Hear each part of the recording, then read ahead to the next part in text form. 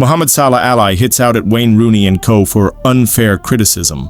Mohamed Salah has been criticized by the likes of Wayne Rooney and Paul Scholes this season, but his former Egypt teammate, Mohamed Zidane, has defended the Liverpool star. Mohamed Salah has faced criticism this season.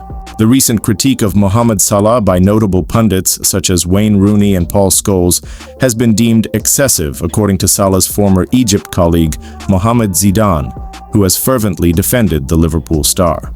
This season, Salah hasn't quite lived up to his usual stellar performance, netting 5 goals and providing 3 assists in 14 matches across all competitions.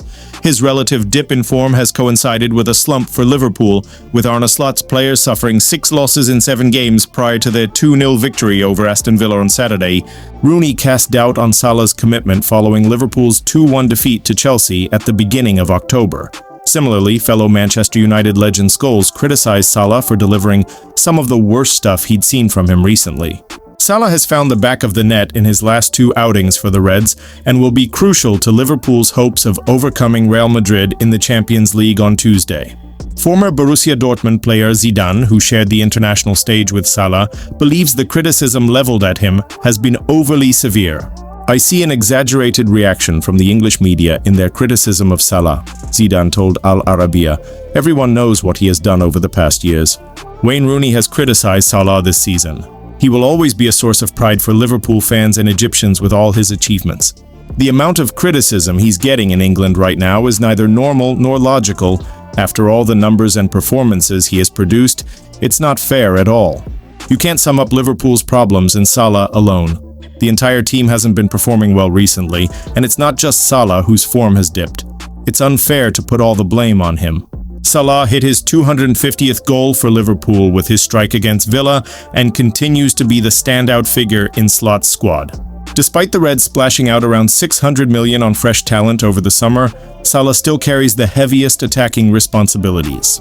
Holding Salah solely responsible is unfair, but it's also part of the burden that comes with being a player of his stature, Zidane added. "In my opinion, Salah has a very strong personality that allows him to handle pressure. He has faced tougher periods. We are fortunate to see details of the contracts breaking records footballers in recent months, managed to stay focused. The depth they go into. The issue is not about Salah individually; it's about the team as a whole. For Champions Liverpool are not at their best collectively, and naturally, Salah is affected like the rest of his teammates. You just don't see it as much these days that players get rewarded for goals or assists. The feeling in modern football is that teams want players to focus on team success and not individual. There are additional payments for overall awards like Player of the Season, caps for country, etc., but it's mainly to do with qualifying for Europe.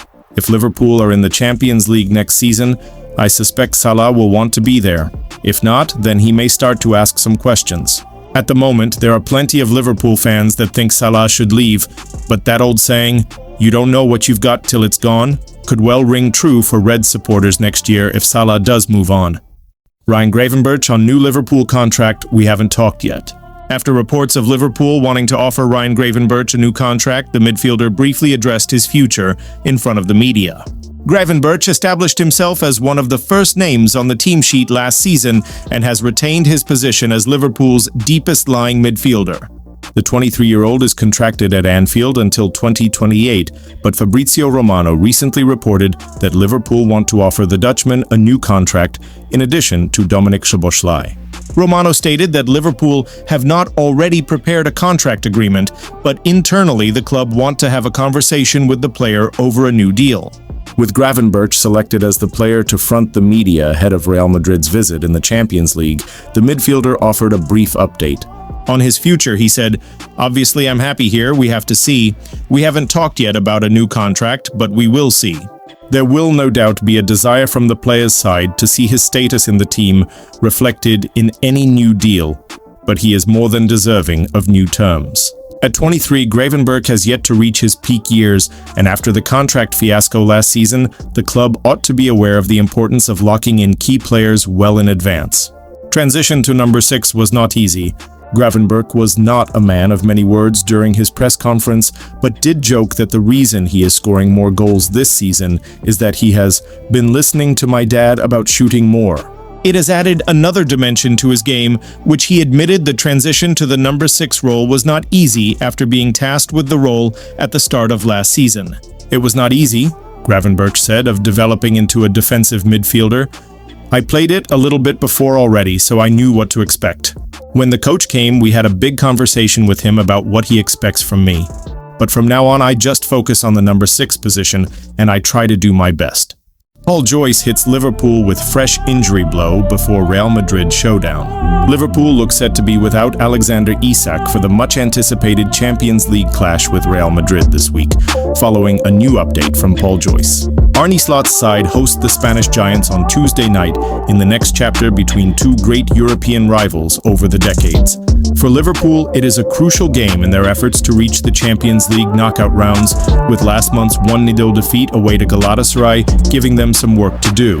The injuries are beginning to rack up a little for the Premier League champions, with the likes of Alisson and Isak the most high-profile recent absentees. Now, writing on X on Monday, Joyce confirmed that Isak didn't take part in team training, suggesting that he will miss out against Madrid at Anfield. Alexander Isak misses Liverpool training ahead of Real Madrid. Curtis Jones back with group. Isak's Liverpool career off to a frustrating start. Isak simply hasn't been able to get going in a Liverpool shirt yet, having arrived without a proper pre-season behind him, followed by picking up an injury. It is far from ideal for both the Reds and the Swede, who will no doubt be desperate to show the fans why he is the most expensive signing in the Reds' history. For now, Hugo Ekitike looks likely to continue leading the line, with the Frenchman Liverpool's most successful summer signing so far, with Mohamed Salah and Cody Gakpo expected to be on either flank against Madrid. That said, Slot may be tempted to start Florian Wirtz, potentially using him in a left-sided role instead of Gakpo, with the midfield three of Ryan Gravenberch, Alexis McAllister and Dominic Szoboszlai needing to continue. Meanwhile, the backline will almost certainly consist of Georgi Mamardashvili, Connor Bradley, Ibrahima Konate and Virgil van Dijk, but Slot needs to decide between Andy Robertson and Milos Kerkez at left-back.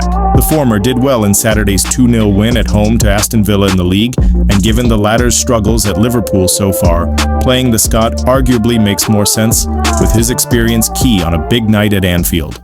Trent Alexander-Arnold says he has mixed emotions about returning to Liverpool as a Real Madrid player. Trent Alexander-Arnold has admitted that he has mixed emotions ahead of his Liverpool return. The Reds are set to take on Real Madrid at Anfield on Tuesday evening in their next Champions League clash. Many were wondering whether the right-back would even be fit enough to play against his former club due to the hamstring injury he sustained earlier in the season. In the end, however, he's managed to make a full recovery, with the defender saying that he felt that it was destiny for him to be returning to Liverpool this season.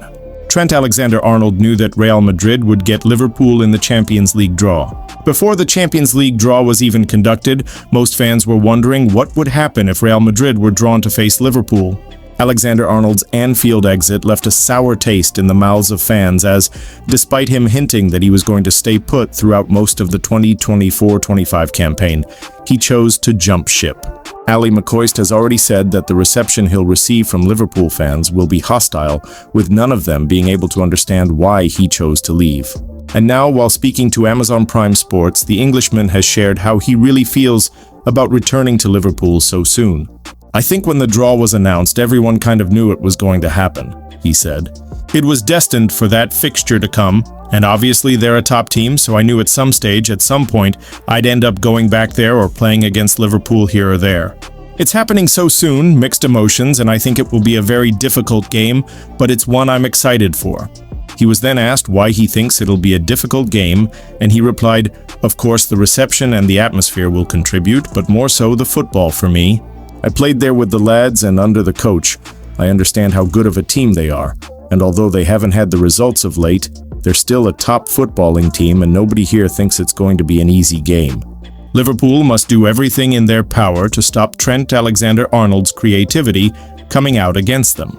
There's no hiding from the fact that Alexander-Arnold is one of football's most creative players.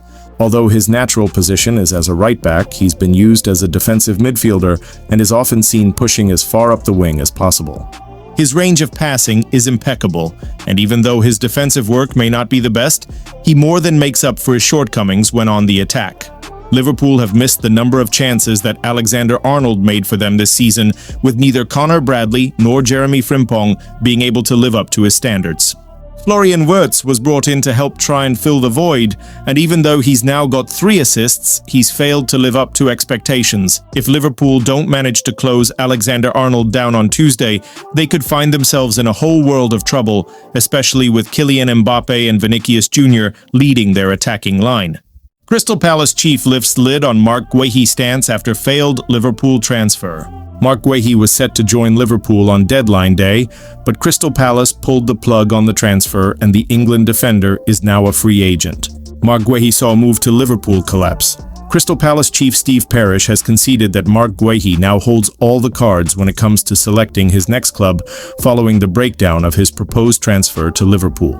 The England international came close to completing a switch to Anfield in the dying stages of the window before Crystal Palace withdrew from negotiations on deadline day. Currently, Guéhi is poised to depart Selhurst Park without a fee when his contract expires. Liverpool have predictably been mentioned as potential suitors, whilst Bundesliga powerhouses Bayern Munich have also recently been linked with a move.